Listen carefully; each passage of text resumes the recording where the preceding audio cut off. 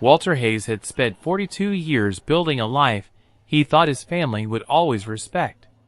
At 68, the retired firefighter lived quietly in the same Ohio house where he had raised his son, Ryan, and where his wife, Margaret, had passed away 2 years earlier. The house wasn't fancy, but every room carried a memory. The kitchen still had the coffee mug Margaret used every morning. The hallway still held Ryan's childhood photographs. To Walter, it wasn't just a house. It was the last piece of his family that still felt untouched. Then, one rainy Monday evening, Ryan arrived with his wife, Melissa, and 2 large suitcases.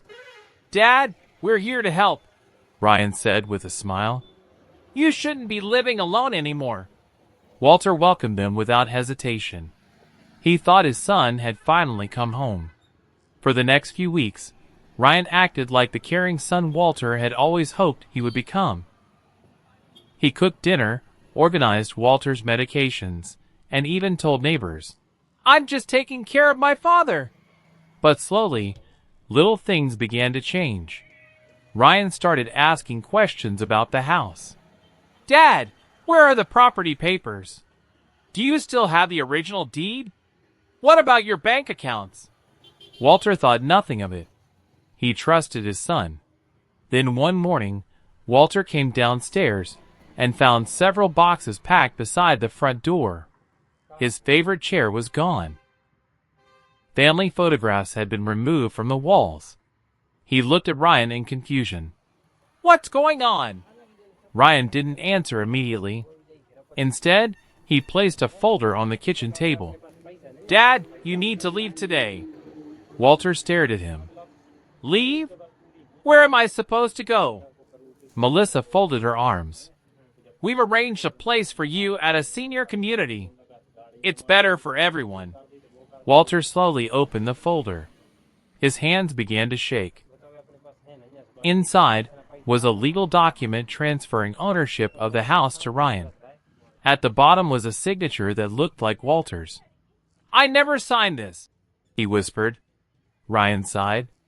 "Dad, you were confused when you signed it. The doctor said your memory wasn't what it used to be." Walter looked at his son in disbelief. "You're lying." Ryan's expression suddenly hardened. "This is my house now." He pointed toward the door. "You have 30 minutes." Walter stood frozen. The man he had carried out of a burning building when he was 8 years old was now throwing him out of his own home. He grabbed one small suitcase and walked into the rain. But Ryan didn't notice one important detail. Before Walter left, he looked back at the house and smiled, not because he was happy, but because he had just realized something. His son believed he had taken everything. He hadn't. In fact, Ryan had just made the biggest mistake of his life.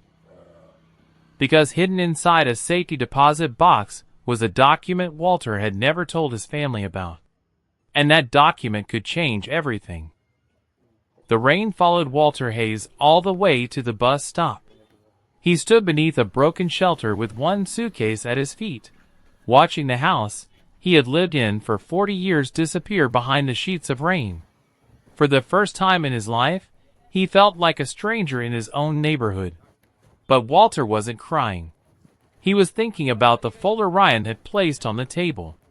The deed, the signature, the lie about his memory. Something about it bothered him. Walter had spent 29 years as a firefighter. He had learned one thing that most people never understand. When a building catches fire, you don't panic. You look for what everyone else missed. And Ryan had missed something. Walter reached into his coat and pulled out an old brass key. It belonged to a safety deposit box at First Valley Bank. The next morning, he walked into the bank. The young teller recognized him immediately. "Mr. Hayes? Are you okay?" Walter smiled. "I'm fine. I just need to access an old box." The teller checked the system and suddenly looked confused. "Sir, this account has a special restriction." Walter's expression changed.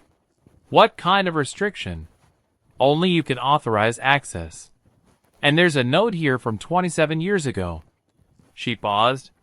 It says the contents are not to be disclosed to any family member without your written permission. Walter stared at her. He had almost forgotten about that note. 27 years earlier, he had invested a small amount of his retirement savings into First Valley Bank. Over the years, the bank had grown. Walter had never touched the investment. The teller returned with a manager. The manager closed the office door and lowered his voice. Are you aware that your holdings make you one of the largest private shareholders connected to this bank? Walter stared at him. How large? The manager hesitated. Large enough that your son would probably be very interested in knowing. Walter almost laughed. His son. The same son who had thrown him out of his own house. He doesn't know, Walter said quietly. And he never will.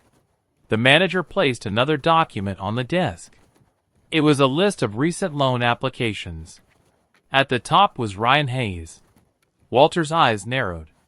Ryan wasn't just trying to steal his father's house. He was already using the property as collateral for a massive business loan. Suddenly, everything made sense. Ryan hadn't come to take care of him.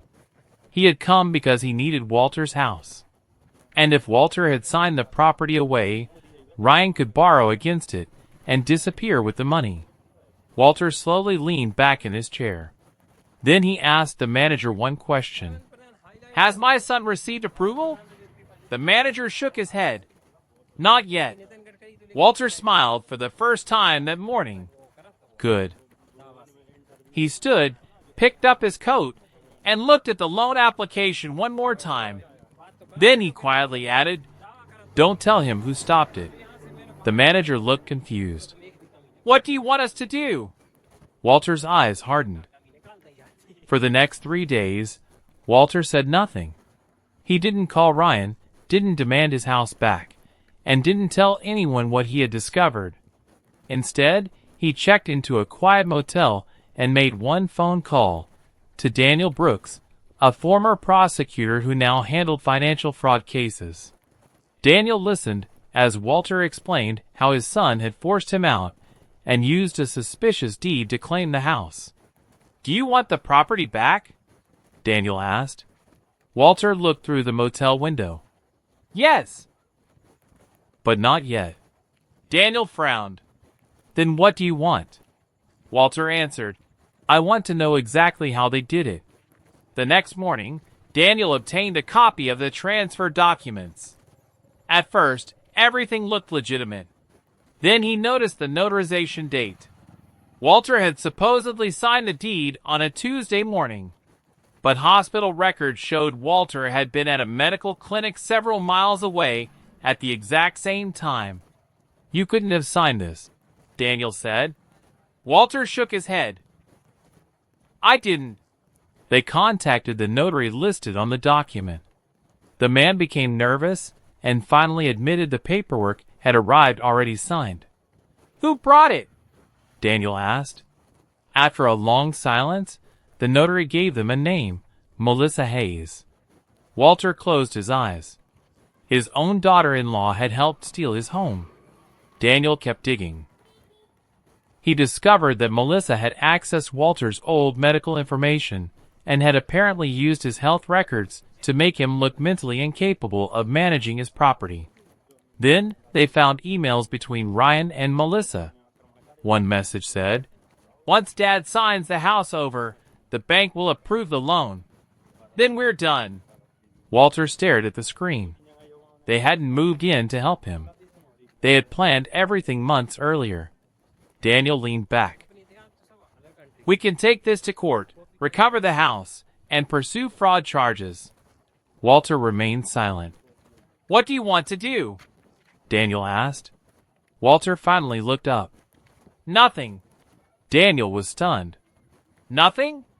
Walter smiled. Not yet. He opened his briefcase and pulled out an old investment certificate from First Valley Bank. Daniel looked at the document, then at Walter. Is this real? Walter nodded. 30 years earlier, when the bank was struggling, Walter had invested almost everything he had. He had never sold the shares. Over the decades, the bank expanded across several states, and that small investment had become a fortune. Walter had never told Ryan. Daniel slowly realized what this meant. Your son thinks you're broke. Walter smiled. Let him keep thinking that. Meanwhile, Ryan was celebrating in his new house. He had already started planning renovations and was preparing to use the property as collateral for a massive business loan. He told Melissa, Dad has nothing left. We finally won. But while Ryan celebrated, his loan application was sitting inside First Valley Bank. And at the top of the file, someone had written one word. Denied, asterisk asterisk. Ryan thought the problem with the bank would disappear within a few days. He had no idea that Walter was the reason his loan had been rejected. Melissa kept telling him to stay calm. We still own the house, she said. Once we sell it, none of this will matter. Ryan believed her. What he didn't know was that Daniel Brooks was watching every move. Walter had instructed him not to interfere yet. Let them believe they won, Walter said. People reveal their real plans when they think nobody can stop them. Meanwhile, Ryan began searching for another lender. He told everyone that his father had willingly given him the property, and that Walter was simply confused because of his age. Then Ryan made a bigger mistake. He contacted a private investor and offered the house as collateral for a short-term loan. The investor asked for proof that Ryan had received the property legally. Ryan produced the same transfer document. But this time, someone noticed something strange. The notary's seal didn't match the date on the paperwork. Daniel immediately obtained a certified copy. The evidence was becoming stronger. Still, Walter refused to go to court. Why are you waiting? Daniel asked. Walter looked at the old photograph of Margaret sitting on the front porch. Because I want my son to understand what he did before a judge tells him. That evening, Ryan and Melissa sat in the living room making plans. They talked about selling the house, paying off their debts, and moving to Florida. Ryan laughed and said, Dad has nothing left. He'll eventually forget all of this. Melissa smiled. He doesn't have a choice. Walter was reviewing an old folder Daniel had found in the county records. Inside was a document dated 6 months before the supposed transfer of the house. It contained Ryan's signature. Walter stared at it for a long moment. He planned this before he even came home, he whispered. Daniel nodded. Yes, and there's more. He placed another page on the table. It showed that Ryan had contacted a real estate attorney months earlier, asking how quickly a parent could be removed from a property after a transfer. Walter's expression hardened. This wasn't desperation. It was a plan. A plan that had started long before Ryan walked through his father's front door with a suitcase and a smile. Walter finally made his decision. Tomorrow, he told Daniel. We stop waiting. Daniel asked, What are you going to do? Walter picked up his phone and typed a short message to Ryan. We need to talk. I'm willing to make a deal. Ryan read the message and smiled. He thought his father was finally surrendering. He immediately replied, Of course, Dad. Let's meet tomorrow. What Ryan didn't know was that Walter wasn't coming to negotiate. He was setting the first trap. Ryan arrived at the small restaurant the next afternoon believing he was finally going to win. He had spent the morning telling Melissa that his father was ready to surrender. Once Dad signs the settlement, we can move forward, he said. What Ryan didn't know was that Walter had already prepared everything. Daniel Brooks was waiting in a private room with copies of the original property records and the bank documents proving Ryan had been trying to use the house as collateral. Walter arrived alone.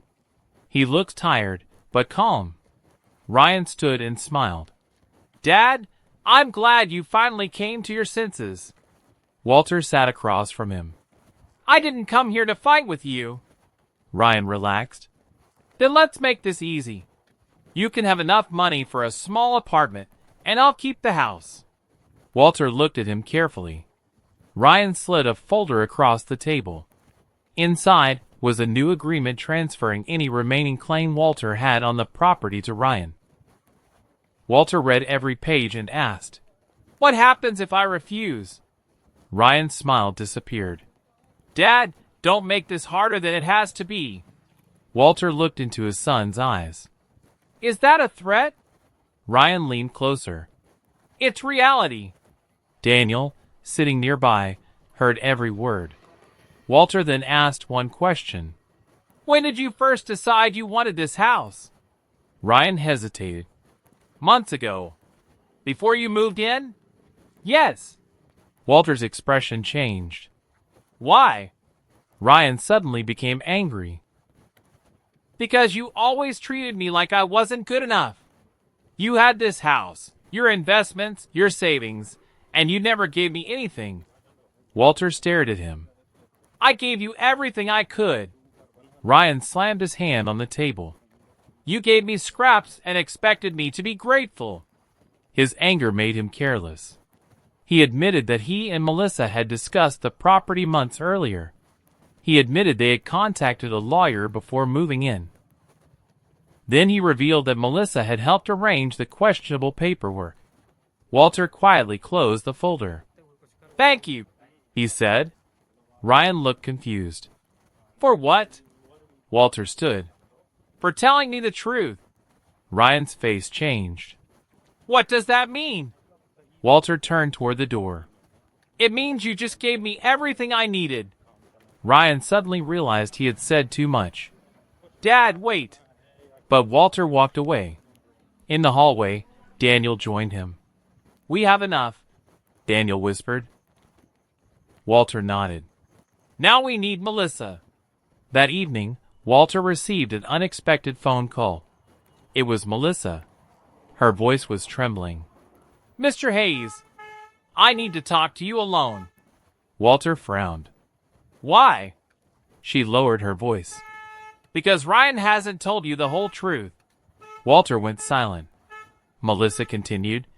And if you don't listen to me, you may lose more than your house. Melissa's voice trembled through the phone. Mr. Hayes, please don't hang up. I know what Ryan has done, and I know what he plans to do next. Walter remained silent. Then tell me the truth, he said. Melissa took a breath. Ryan doesn't just want your house.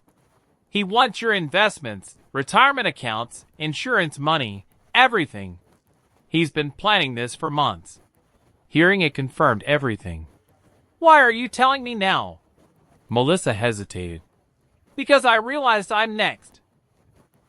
Ryan told me that once he controls everything, he won't need me anymore.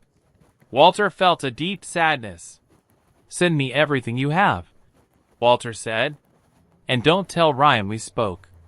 The next morning, Daniel reviewed the files Melissa had secretly provided. There were texts, bank statements, and photographs of Ryan meeting with a financial consultant. One message made Walter's stomach turn. Once Dad signs the remaining assets over, we'll never have to worry about money again. Daniel looked at him. We need Ryan to admit what he plans to do. Walter nodded. Then let him talk. Later that afternoon, Walter called Ryan and said he was ready to compromise. Ryan arrived at the motel with Melissa, pretending to be concerned.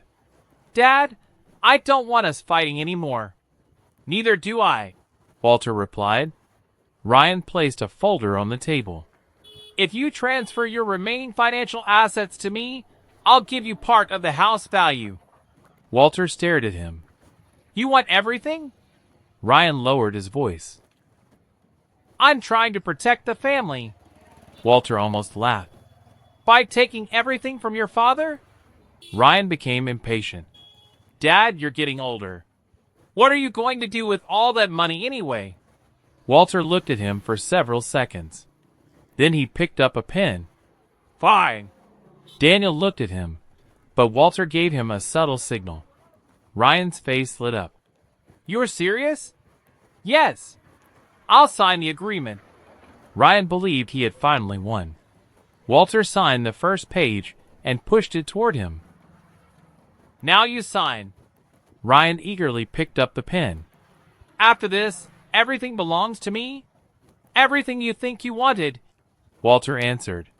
Ryan didn't notice the recorder hidden inside Daniel's briefcase. He didn't notice the camera recording the meeting. Most importantly, he didn't know Daniel had prepared everything to preserve his words as evidence. Ryan signed every page. When he finished, he shook his father's hand. You finally made the right decision, Walter calmly replied. Baby! Ryan and Melissa left the motel believing they had won. Outside, Ryan hugged Melissa. It's over. We have everything. Inside, Walter remained silent. Daniel closed the folder. Are you ready? Walter nodded. Tomorrow, we stop pretending. He looked at the signed documents and said, Tomorrow, they lose everything. Next morning, Walter and Daniel walked into the courthouse carrying a folder that could destroy everything Ryan had built.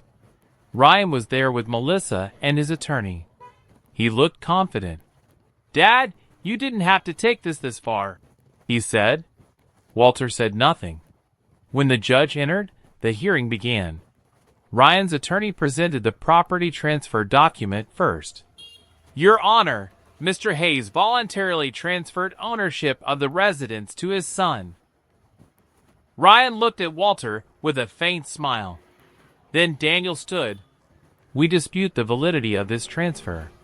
He presented Walter's hospital records, proving that Walter had been at a medical clinic on the exact date and time he supposedly signed the deed. Then came the notary's statement. The notary admitted that Melissa had brought him the paperwork already signed.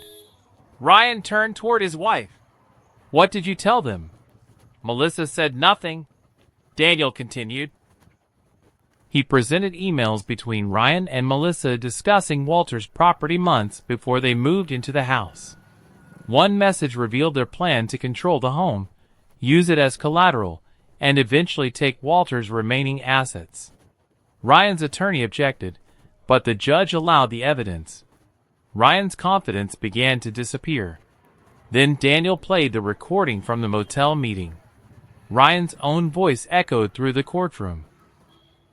If you transfer your remaining financial assets to me, I'll give you part of the house value. The room went silent. Ryan stared at Walter. You recorded me? Walter calmly replied. You gave me the truth. The judge listened as Ryan admitted that he had planned the property transfer months earlier and helped arrange the questionable paperwork. Then Daniel placed another document before the judge. There is one more issue, Your Honor. It was the original property deed, safely stored in Walter's bank box for decades. It proved that the house had never been legally transferred. Ryan's attorney stared at the document, realizing the case was collapsing. But Walter wasn't finished. He reached into his briefcase and pulled out a sealed envelope. Your Honor, my wife Margaret and I created this before she died. Ryan looked confused. The judge opened it. His expression changed. It wasn't another deed. It was a family trust. The trust contained a condition Ryan had never known about. Walter's assets could only be inherited by a beneficiary who had never financially exploited him or tried to obtain his property through deception. Ryan's face went pale. Everything he had done to take Walter's house had just become evidence against him. The judge looked at Ryan. Mr. Hayes, you may have a bigger problem than the ownership of this house. For the first time, Ryan looked toward his father without anger. He looked afraid. The courtroom went completely silent after the judge finished reading the trust. Ryan stared at Walter as if he were looking at a stranger. Dad, you knew about this? Walter nodded. I knew about it before you ever came back home. Ryan's voice became desperate. Then why didn't you tell me? Walter looked at him calmly. Because I never imagined I would need protection from my own son. Melissa suddenly stood up. Your Honor, there's something else you need to know. Ryan turned toward her. Melissa, don't. But she continued. Ryan didn't do this alone. She told the court that Ryan had been planning to take control of Walter's property for months. She admitted that she had helped obtain his medical records and had arranged the suspicious paperwork. Ryan's face turned red. You're lying! Melissa looked at him. You told me you only wanted the house. Then you started talking about his investments, his retirement accounts, even his life insurance. Daniel placed her messages on the table. The judge reviewed them carefully. Ryan's attorney tried to stop the testimony, but the evidence was already overwhelming. Then Melissa revealed something that shocked even Walter. Ryan didn't plan to stop with Walter's house. He wanted to declare him mentally incapable and become his legal guardian. Walter slowly closed his eyes. That was the part that hurt the most. Ryan hadn't simply wanted his father's money. He had planned to take away his father's independence. Daniel turned toward Walter. We can request immediate protection for you and pursue financial exploitation charges. Walter nodded. The judge ordered a temporary freeze on the disputed assets and ruled that Ryan could not sell, transfer, or borrow against the property. Ryan suddenly realized that the life he had planned was disappearing in front of him. Dad, please, he said quietly. I made a mistake. Walter looked at him. A mistake is forgetting someone's birthday. A mistake is saying something you regret. You planned this. Ryan's eyes filled with tears. I thought you would never give me anything. Walter answered, I gave you a home. I gave you an education. I gave you every chance I had. You decided that wasn't enough. Melissa began crying, but Walter didn't look at her.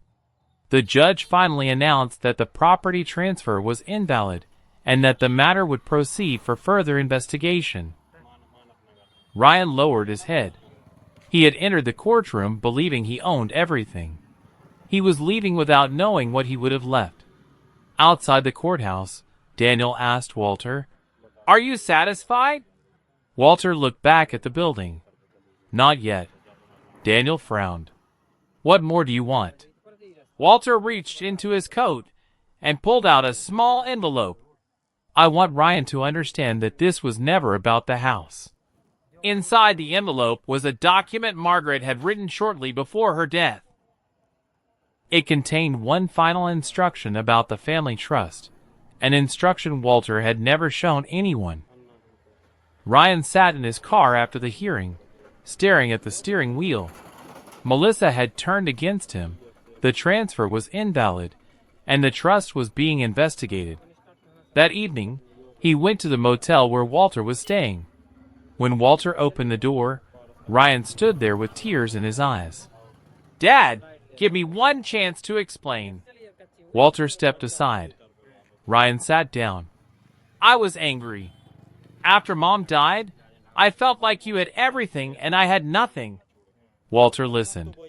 So you decided to take it? Ryan nodded. I thought controlling the house and your money would let me build something of my own. Walter looked at him. You wanted to take what I spent a lifetime building. Ryan wiped his eyes. I'm sorry. Walter opened the envelope Daniel had given him. Do you know what this is? Ryan shook his head. It's the final instruction Margaret and I placed in the family trust. Ryan read it slowly. The trust stated that anyone who financially exploited Walter or tried to take his property through deception would lose all rights to the family estate. Ryan looked up. So I get nothing? Walter nodded. Not from the trust. Ryan's voice broke. Dad, please. Just help me start over. Walter studied him. That's the first honest thing you've said in a long time. Does that mean you forgive me? Walter shook his head. Forgiveness doesn't erase consequences. The next morning, Walter returned with Daniel. Walter walked into the kitchen and touched Margaret's old coffee mug. Daniel watched him. You can keep it. Walter quietly replied, No. He pulled a document from his briefcase. I'm donating it. Daniel stared at him. To whom? Walter smiled. The local firefighters' community foundation. Margaret always wanted to help families who lost their homes in fires. Walter had spent decades protecting strangers as a firefighter. Now his greatest asset would help other families. Ryan rushed back when he heard. Dad, you can't do this. Why not? Ryan pointed toward the house. That's our family home. Walter answered. It was. But you taught me something. A house means nothing when family chooses greed over love. Ryan stood silent. Walter placed a small box in his hands. Inside was Margaret's old photograph. I'm not giving you money, Walter said. I'm not giving you the house. But I am giving you a chance. A chance for what? Walter answered. To become someone your mother would have been proud of. Ryan held the photograph tightly. He didn't argue. He whispered, I'm sorry, Dad. Walter nodded. I know. Walter looked toward the house and made his final decision. He would not let Ryan's betrayal define his life. He would turn the place where his family had once been happy into something that could give other families a second chance. Walter's final decision surprised even Daniel. He didn't sell the house, keep it, or give it back to Ryan. He donated it to a firefighter foundation, turning it into a community home for families who had lost everything. Margaret's name was placed on the front wall. Daniel walked over. Most people would have kept this house. Walter smiled. I almost did. Why didn't you? Daniel asked. Walter looked at Margaret's photograph. Because she taught me that a home isn't valuable because of its walls. It's valuable because of what happens inside them. Ryan finally walked toward his father. Dad. Walter turned. Ryan held Margaret's photograph. I came to give this back. Walter shook his head. Keep it. Ryan's eyes filled with tears. Why? Because you need to remember who your mother was. Ryan looked at the house. You really gave it away? Yes. After everything I did? Walter nodded. That's exactly why. Walter continued. You thought the house was the most valuable thing I owned. You were wrong. He pointed toward the families inside. This is what it's worth. Ryan lowered his head. I don't know how to fix what I did. Walter answered. You can't erase it. You can only decide what you do next. Ryan looked at him. Can I still be your son? Walter was silent for a moment. Then he said, You never stopped being my son. But being my son doesn't mean you escape the consequences of your choices. Later, Ryan found work on his own and began rebuilding his life without his father's money. Walter never destroyed him. He didn't need to. Ryan had to live with the consequences of choosing greed over family. He began volunteering at the foundation, helping families who had lost their homes. It was the first time he had done something without expecting money in return. One evening, Ryan sat beside Walter on the porch. I understand now, he said. You didn't need revenge. You needed me to see what I had become. Walter nodded. That's all I ever wanted. Ryan looked at Margaret's name on the wall. Mom would have wanted me to become better. Walter smiled. She would. Walter had lost a home, but turned his pain into a place where other families could find safety. His son had lost an inheritance, but gained a chance to rebuild his character. Walter finally understood that his greatest revenge was never taking something away from Ryan. It was walking away from everything Ryan believed made him powerful. Before leaving, Walter whispered, "You didn't lose my house because I took it from you. You lost it because you believed your father was worth less than the house." Ryan lowered his head. "I know, Dad." Walter placed a hand on his shoulder. "Then don't make the same mistake again." Together, they walked into the community center, leaving the old house behind, but not the possibility of a new beginning.